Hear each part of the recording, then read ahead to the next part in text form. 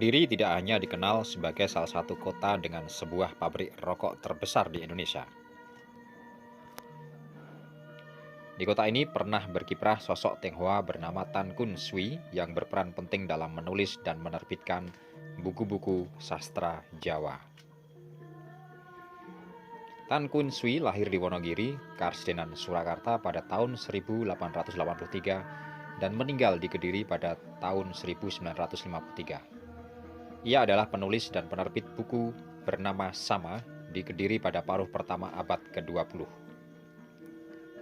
Buku-buku keluaran penerbit ini banyak menyebarluaskan hasil karya sastra Jawa modern pra-kemerdekaan.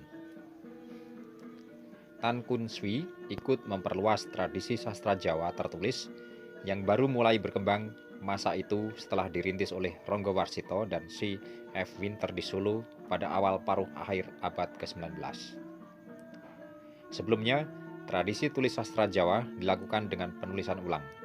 Sebagai contoh, versi-versi awal serat Kalatida, Ronggo Warsito, dan serat Widatomo, Mangkunegoro IV disebarluaskan melalui penerbit ini.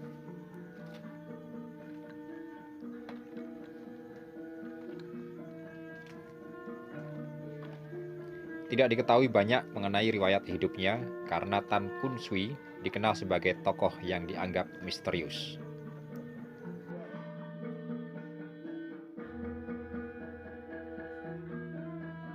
Konon, ia besar di kota kelahirannya dengan menjadi tukang rakit penyeberangan Sungai Bengawan Solo. Lalu ia mengembara ke kota-kota lain sambil belajar menguasai bahasa Hakka sebagai bahasa pengantar dengan komunitas Tionghoa dimanapun dia tinggal. Dari pengembaraannya itulah, ia kemudian menikahi seorang gadis dari Surabaya bernama Lim Gyo Nio dan kelak memiliki 3 anak. Selain sebagai penerbit, ia juga berusaha dalam usaha vulkanisir ban Dunlop serta memiliki toko kelontong yang dinamakan Surabaya.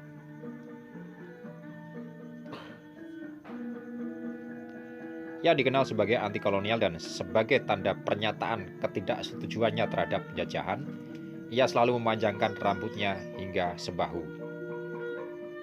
Selain menggeluti dunia bisnis, Tan Kun Sui juga aktif di dunia kebatinan dan perkumpulan Kiu Kok Tuan, organisasi masyarakat Tionghoa di Kediri yang menentang Belanda.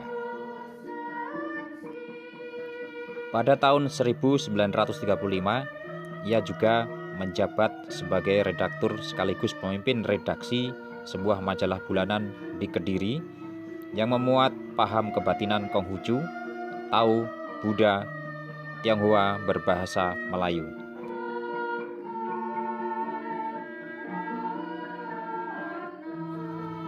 Militansi Tan Kun Sui dalam menentang penjajahan terlihat saat ia menerbitkan buku berjudul Aturan dari Hal Melakukan Hak Perkumpulan dan Persidangan dalam India Nederland yang dikarang oleh R. Budiharjo, Patih Lumajang, cetakan tahun 1932.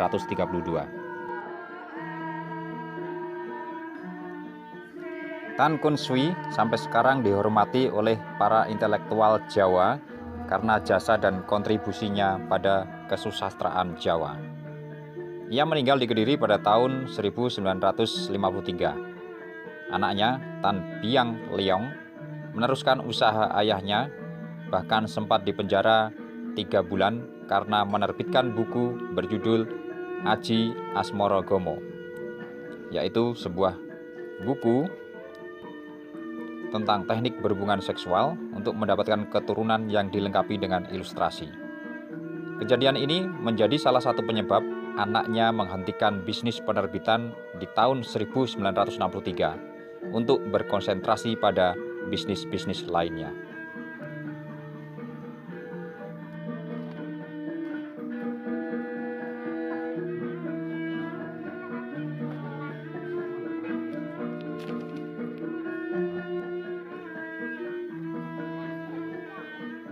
Jadi, sekarang ketahuilah, Kediri bukan hanya terkenal karena gudang garamnya saja. Ingatlah nama Tan Kun Sui ketika Anda sedang membaca buku. Berkat dia, Orang lain jadi berpikir bahwa menjadi penerbit ternyata juga bisa menjadi penghidupan sekaligus mencerdaskan orang banyak.